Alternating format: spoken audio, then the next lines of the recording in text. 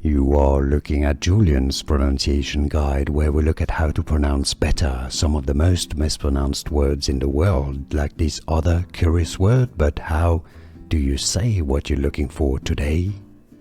Let's learn how to pronounce this word once and for all correctly from Italian. If you want to learn more Italian vocabulary, more names of Italian cuisine, in particular from Italy, stay tuned for many more videos. So let's look at the Italian pronunciation first. Fritto, you have a double T, so you need to stress on that double T. Fritto, fritto misto. Fritto means fried, misto means varied or mixed. Fritto misto. If you cannot pronounce Italian perfectly, I suggest in English the pronunciation is as fritto misto. The Americans say it as fritto misto. That's a bit ugly. I would say fritto misto.